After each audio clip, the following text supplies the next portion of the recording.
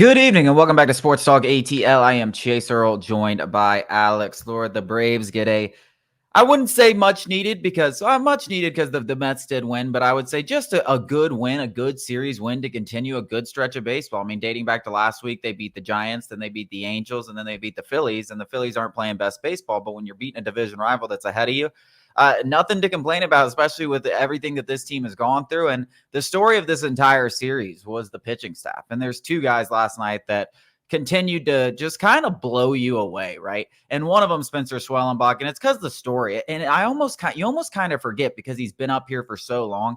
This guy pitched 13 innings at AA. He made 2 starts at AA, skipped AAA, and over the last 2 months, he has been just as good, if not better, than Paul Skeens, who we were talking like a month ago about potentially winning the Cy Young. I mean, this guy, if it weren't for Paul Skeens, would be like a legitimate candidate for the NL Rookie of the Year if he finishes the year strong. I mean, he has been that dominant, and every time he's on the mound, I'm just as confident as any other pitcher outside of maybe Chris Sale. Like right now, if you were to say, just because the way Max Fried's kind of started, I know he pitched well. Like Spencer Schwellenbach's probably this guy that I'm second most confident in the Braves rotation every time. And to think he started the year in High A Rome, pitched 13 innings in AA, skipped AAA entirely, was literally 2 years ago, not even 2 years ago, was out for the season with Tommy John surgery, like wasn't even a full-time pitcher in college, like is just tipping the iceberg of what he can be. And he's already just unbelievable. Like how many guys throw 6 pitches evenly and he can turn to him at any moment, in any situation, whatever the situation calls for. He walks nobody. 5 walks over his last 60 innings or 50 innings compared to 65 strikeouts. That's a 10 over an 11, a 12, close to a 12 strikeout to walk ratio. I'm trying to do math in my head. 12 over his last 8, 9 starts. I mean, it's spectacular. I mean, he looks like a legitimate superstar in the making. Yeah, and I think the reason why he's not getting national attention in Atlanta, obviously everybody's excited about him, but it's because of like the entire body of work. He's got, a 3.9 something ERA, but like you just mentioned, over his last 8 starts, over the last 2 months, it's not just Paul Skeens. Like there are very few pitchers in the entire league who have been better than Spencer Schwellenbach over the last 2 months, his 8 starts. He's absolutely unbelievable. I'm more than convinced that this guy's got it.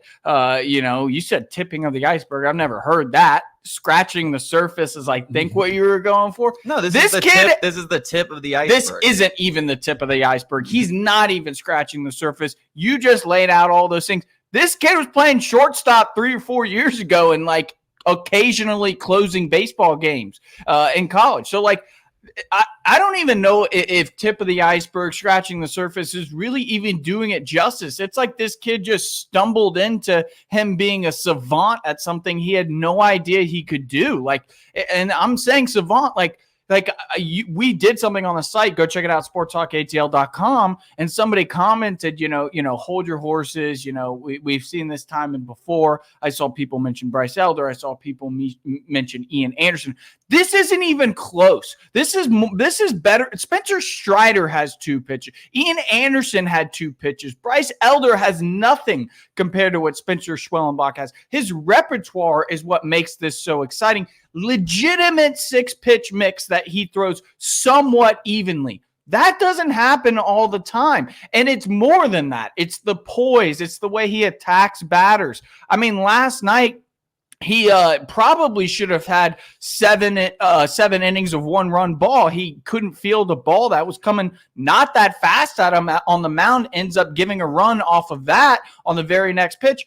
It was an outstanding outing. And going back to that 8-start stretch, it began against the Phillies. And if you can dominate the Phillies, you will be in Atlanta a very, very, very long time. And the article I'm referencing to all of this was basically, and I'm not going to get too deep into it, but Spencer Schwellenbach's emergence makes the idea of losing Max Fried in free agency not as bad as it once was. Like at the beginning of the year, we're frantic.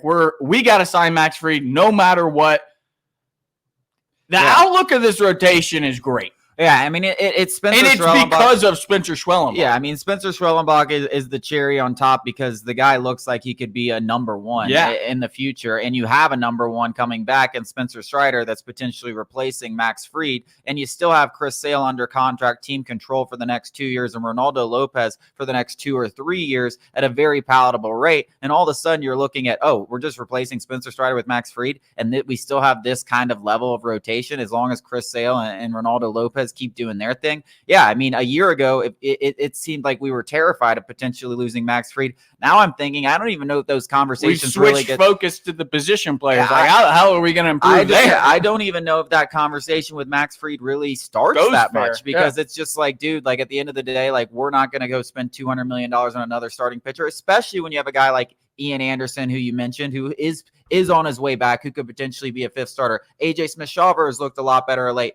You like Hurston Waldrop. You like some of these younger guys that are coming up in the system, and you can go out in free agency and maybe fill a gap, get a stopgap guy until those guys are proven or ready or whatever. Walker Buehler, I said something jokingly on Twitter. The guy's been horrendous this year, but it's the exact kind of deal, 1-year deal, rebuilds his free agent value, goes out and balls out for the Atlanta Braves. How many times have you seen that? So that's what you're kind of talking about. Yeah. Just somebody, kind of a flyer, a 1-year flyer. Yeah, or find another Ronaldo Lopez. Yeah. I mean, it's really simple. Go find the next Sale. best starter. Or Chris Sale. Like, I mean, the point is they've proven that they can do it without handing out $300 million. And when you have those 4 guys that you're looking at next year rotation, you're like, do we need to go? I would say a Schwellenbach extension is more likely at this point than a Max Fried contract. I mean, it's certainly, I added that actually to your article. I said, maybe you should get him on instead of calling Max Fried's agent, he should get Spencer Schwellenbach's for agent a quarter of the price and say, hey, you want to be here for the next 8 years? Let's get this done. Yeah. That's something.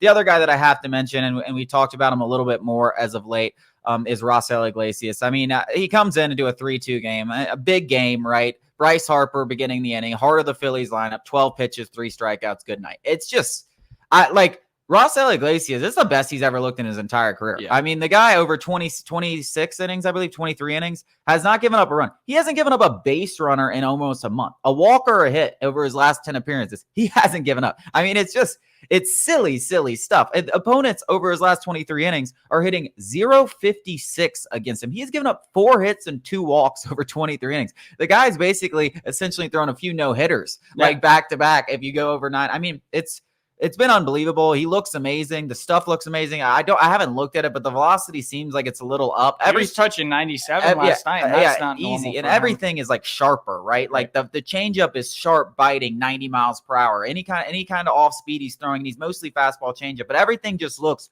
sharp, and he's attacking, dominant. And then when you went from Spencer Schwellenbach to Raisel Iglesias, it's the same thing. Good stuff, great stuff. Fast pitching, work, knows where I'm going. It's like almost like him and the catcher are on the same wavelength. They don't even need to look. We don't need pitch comm. Like, it's like, stand on the mound. Let's go. I'm attacking you. You have no chance of hitting it. Good night. Take a seat on the bench against a lineup in Philly that's struggling, but we know there's a ton of talent. I mean, Bryce Harper, if you look at Bryce Harper's numbers against Raisel Iglesias, they're crazy. I mean, like, he's had like 9 plate appearances and like half of them have been home runs. Yeah. So, and he just walked up to the plate and said, "Good." 3 good pitches morning, or good 4 pitches. Good morning, strikeout. Good afternoon, good night. I mean, he has been so damn good, and it's crazy. It's this weird year where we have everything going wrong, but we have 3 things that are going so right that, like, if you had said those are the 3 things, I'd been like, that's kind of crazy. I want to say one more thing before you go into that Raisel Iglesias, just to remind folks, we got him in a glorified salary dump for Tuck Davidson and our own Jesse Chavez a couple years ago. Yeah, Tuck Davidson is like headed to the independent league, but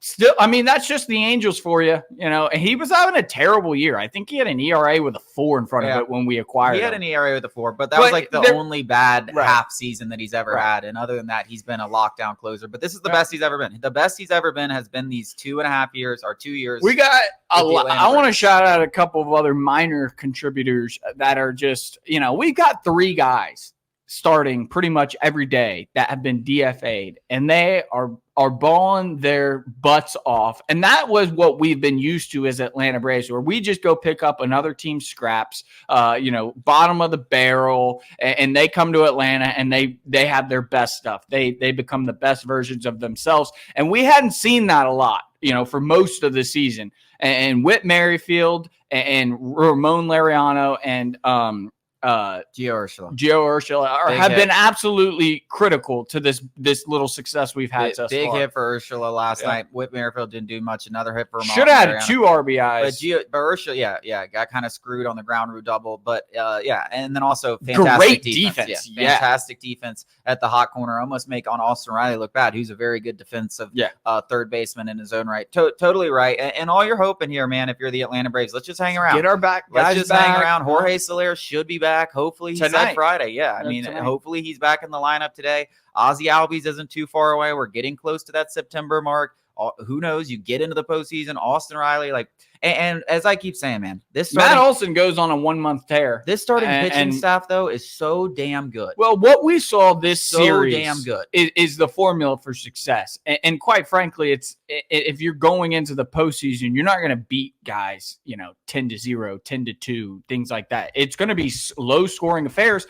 And this Braves team is built to win those kind of games, as we just saw against the Phillies. I mean, Chris Sale didn't even pitch. We won 2 out of 3 games, and I don't think we scored more than 3 runs in any game. It was literally 3-2, 3-2, 3-2. 3-1. Yeah, 3-1. It was those were the kind of games that you're probably going to get in the postseason. And guess what? We didn't even throw Chris Sale. Nope. And they threw their best. They threw your Zach Wheelers and Aaron Nolas and their Christopher Sanchez's, 3 all-stars for them this year, 3 guys that are having unbelievable years. And we threw our kind of our best. We didn't throw our absolute best. No. And that's Chris Sale. And I'm telling you, when Chris Sale toes the rubber in a potential postseason game, if you can get there, and he you feel like it's an automatic win every time he steps. Now it hasn't been, but he's won damn near every time he steps on the bump, and it's going to be that way against whoever he faces. However, got some momentum going into the National Series. I mean, you got to keep it going, man. The Nationals traded away a lot of players. They got some talent. Don't get me wrong. They've definitely handed it to us the last 2 times. We got to have this one. Yeah, we at home. Come on, Chris Sale on the bump to start the series. Let's get it going, get the win, and get things on the right track this weekend.